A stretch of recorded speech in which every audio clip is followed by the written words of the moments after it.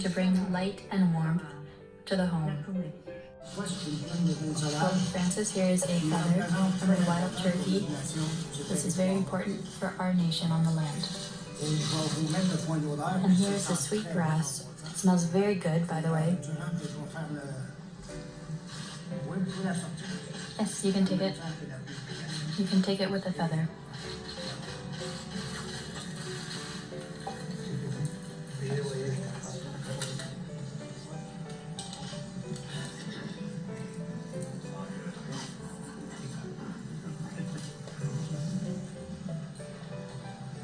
The Inuit culture here as well.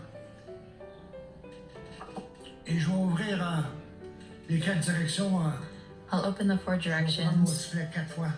I will whistle 4 times. This is a wild turkey bone I've had for about 20 years and I use it in my ceremonies. And before I do that, I'd like for you to put your hands on your heart, each one of you. The heart can be like a talking stick, but that's where the Creator put wisdom in humans. And we often need to remind ourselves of this. It's an important gesture to connect ourselves with that wisdom.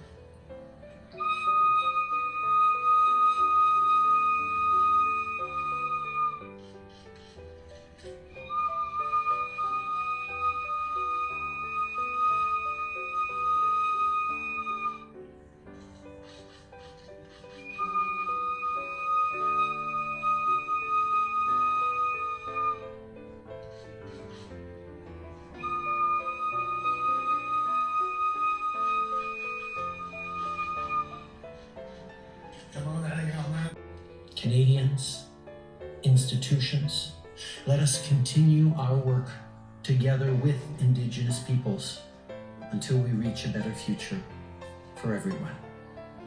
Merci. Thank you. Gracias. Tiawe.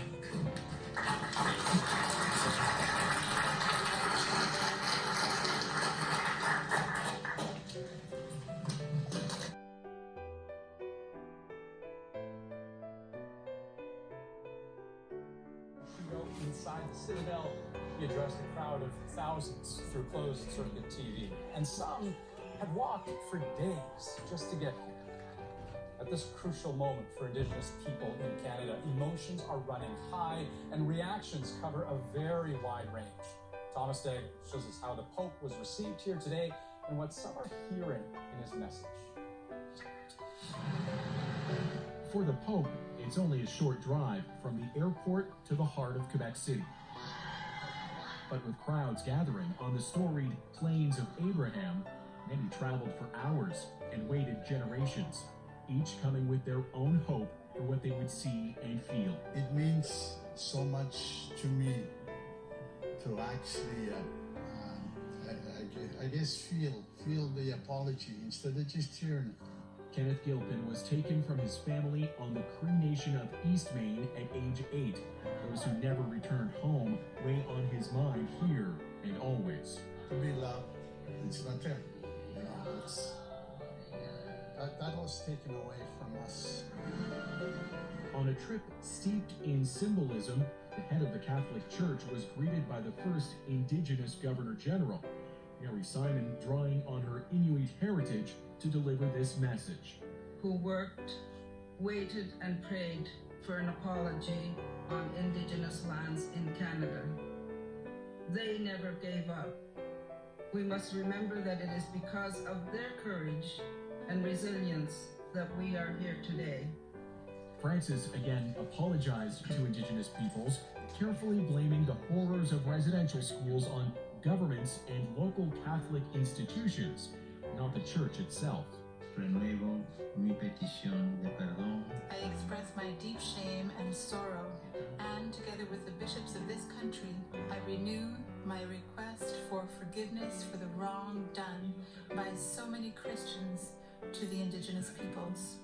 Thank you. Merci. Some here still hope Francis will deliver a broader apology before leaving Quebec. Like Frédéric Flamand from the Atikamekw community of Manawan. His mother survived residential school and carried the burden her whole life.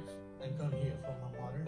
The problem, it was in her heart.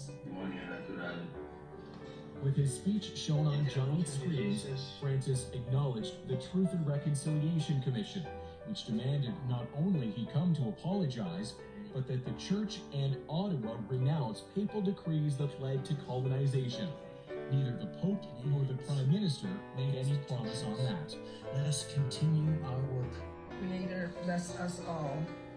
Merci, make which, na pog me, pwede na me.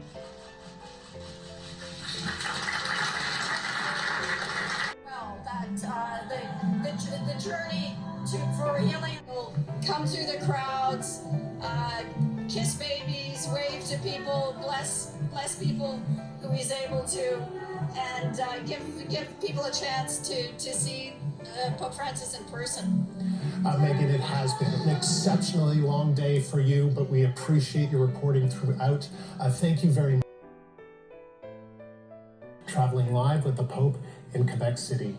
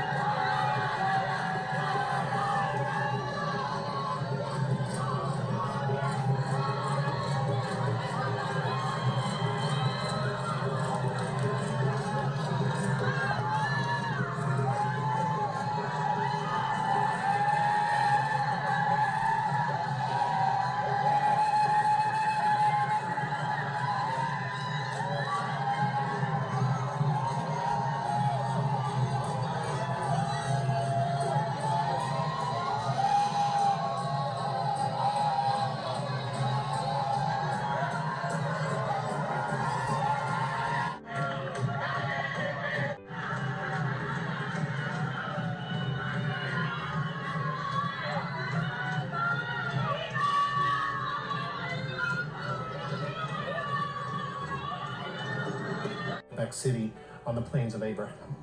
Yeah, I think it's been a while since the Pope has been in.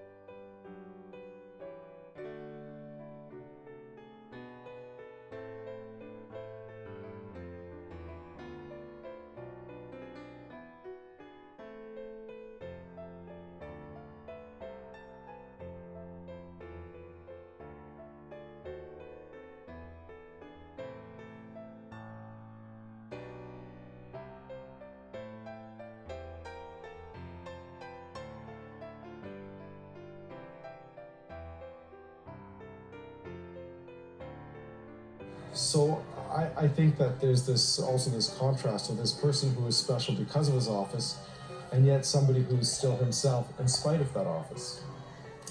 Yvonne Sinclair, I want to bring you into the conversation, a columnist for the Winnipeg Free Press, professor at the University of Manitoba. Just your reflections on what we're seeing, what we have heard in the last hour or so from the Pope himself, from the Prime Minister, the Governor General, and these scenes on the Plains of Abraham.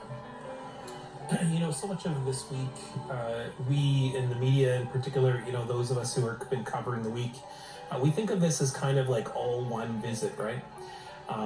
Today's speech and this action right here, which you're seeing on the screen right here, is really evidence of what is the specific purpose of this part, coming to Quebec City after visiting with survivors in Edmonton. This is very much, we may think of it as a process or an entirety visit from the Pope, and there may be gestures to that, but we saw in the speech tonight a very nationalistic speech talking about the maple leaf and all of the different elements that go into Canada and all the different elements that particularly go into Quebec. I mean, we're even talking about some of the issues of racial division that the Pope was talking about for tonight. And so what you're seeing right here is a very national figure making a very nationalistic presence, down to the fact of, you know, being surrounded by adoring different, you know, kissing babies is very much a political act. And of course it's a well-meaning and spiritual act as well, but it's also an act of, you know, of someone who's a head of a state and giving these wishes to others, because the Catholic Church is really also, this entire prompting of this visit comes from a critical state that the Catholic Church is in the country, in which not only are there loss of faith amongst attendees, but there's a particular loss of faith in those communities which have been historically quite tied to the church, and part of that is Indigenous communities, and also Quebec City. I mean, that we see in Quebec an abandonment of much of the foundation of Catholicism, and so all of this is done in a very political and strategic way, and it's not. You definitely know the Catholic Church. It was a big part of your life for many years as you grew up. Yeah, it definitely was. And I mean, this is the type of visit I can just imagine, like, my teachers would have been prepping me for in school and all of these things. So I see why there are people showing up like they are here. It's like, I know he's a holy figure, but you can't divorce also this element of celebrity and performance. That's a stage behind him that, you know, you would see the world's biggest bands on. This is also a bit of spectacle.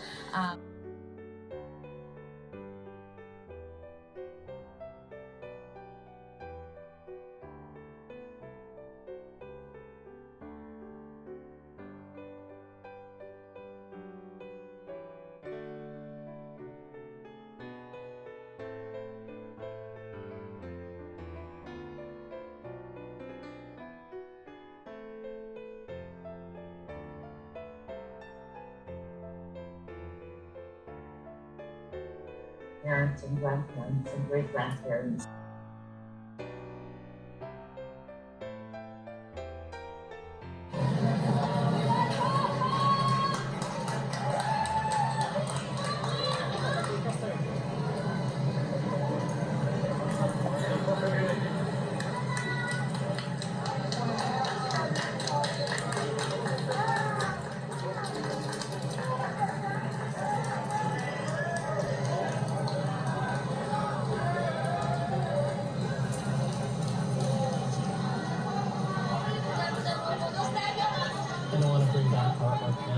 Columnist and professor at the University of Manitoba. Thank you. Nigan, do you want to comment on what Mary had to say, what we're seeing? I think is something very significant. You know, we're seeing many people who are very happy and I think honored to see the Pope, and of course all of that is important, and it's important to say for all Canadians that this is a day in which it is a remarkable moment, I think, for many who get to see the celebrity of the Pope and perhaps get to get their baby kissed. But, you know, for Indigenous peoples who we have been here for millennia, and we have seen and come all through these stages of moments in this country far more than anyone else. And yet we are still here, and we are still generous, and we are still kind, even in the most direst of circumstances. Institutions that come and harm us, that we can still see the beauty in a possibility of a relationship. And so all of this, and so I was choking up a little bit by hearing her quite joyous. And let's all just have a moment to recognize and honor the survivors, as the Prime Minister mentioned in his speech, as Mary Simon mentioned in his speech, that the reason that there is a possibility of this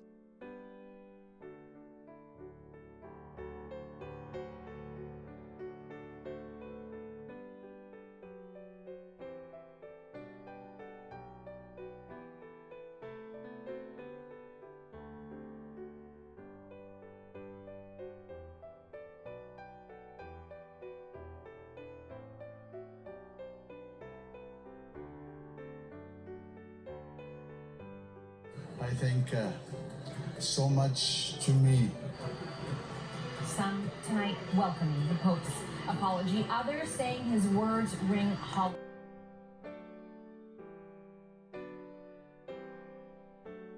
Here in the Plains of Abraham, the Pope wrapped up his speech not that long ago, and he is now in his Pope-mobile with the chanting and singing in the background, greeting all of the jubilant people around. There he is, 85-year-old Pope Francis, with Canadian Cardinal Lacroix sitting beside him. As you can see, it's a moment of celebration. The Pope issued yet another apology for the abuse by Catholics who were part of the residential school system that abused Indigenous children for so many years. This is the first day that the Pope here in Quebec City. He arrived this afternoon. He met with Prime Minister Pierre Trudeau and he met with Governor General Mary Simon. Both of them gave speeches. Trudeau in his speech mentioned the institutional role of abuse of the Catholic Church in the residential schools, and he appreciated, obviously, he thanked Pope Francis for making the trip here to Canada to apologize. Mary Simon, the Governor General, as well, thanked the Pope and expressed her appreciation, but she also expressed her appreciation to Indigenous peoples. She said who were the ones who made this trip happen, who prayed, who worked by repeating the request for the Pope to come, and who waited. So it was an interesting reversal of gratitude and acknowledgement towards Indigenous peoples for this historic trip of Pope Francis. And the Pope once again reiterated his thanks, his apology. It wasn't the full apology of the institutional role of the Church. He's come close to it, but he hasn't made that full step. But nonetheless, his presence here is appreciated by many, many people. Many, particularly older Indigenous people I've spoken to, say that it didn't really matter what he said in his apology, just